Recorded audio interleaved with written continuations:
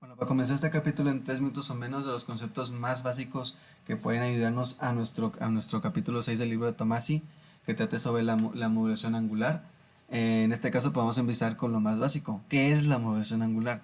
Pues bueno, este es el proceso, este es el resultado o lo que se produce siempre que se varía el ángulo de fase de una onda senoidal con respecto a su tiempo. Y esa sería su fórmula. Ahora, dentro de la modulación angular, existe la modulación angular tanto directa como indirecta para FM y para PM. En este caso, el de FM directo varía la frecuencia de una portadora de amplitud constante en proporción directa a la amplitud de la señal moduladora, con una rapidez igual a la frecuencia de la señal moduladora. Y ahora, para el PM directo, varía la fase de una portadora de amplitud constante en una proporción directa a la amplitud de la señal moduladora con una rapidez igual a la frecuencia de la señal moduladora. Y ahora, ¿cuál sería el FM indirecto y el PM indirecto? Pues bueno, estos dos son muy sencillos porque la verdad el FM indirecto es el mismo proceso que el PM directo y el PM indirecto es el mismo proceso que el FM directo, así de fácil. Ahora, dentro de estas modulaciones existen las desviaciones que son dos, la de la frecuencia y la de la fase, en donde la de la frecuencia es el desplazamiento relativo a la frecuencia de la portadora con respecto a su valor modulado. Y todo esto se mide en Hertz, o más bien todo es en Hertz. Y la de la fase es el desplazamiento angular relativo a la fase de la portadora con respecto a la fase de su referencia.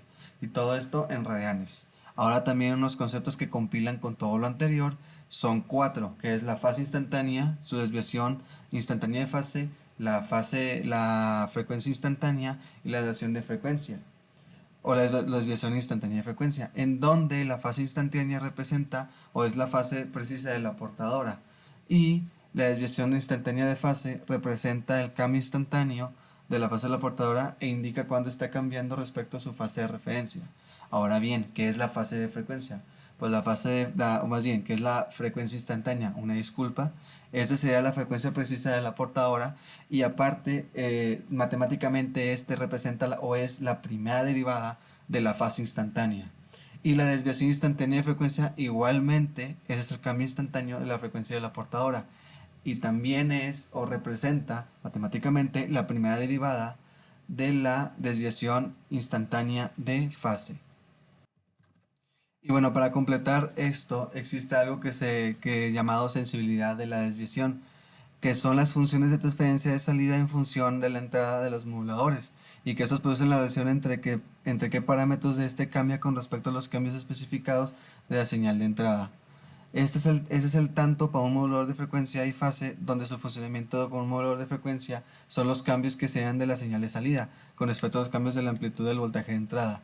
Y con el de fase, los cambios serían de la fase de frecuencia de salida con respecto a los cambios de amplitud del voltaje de entrada, y sus fórmulas son así.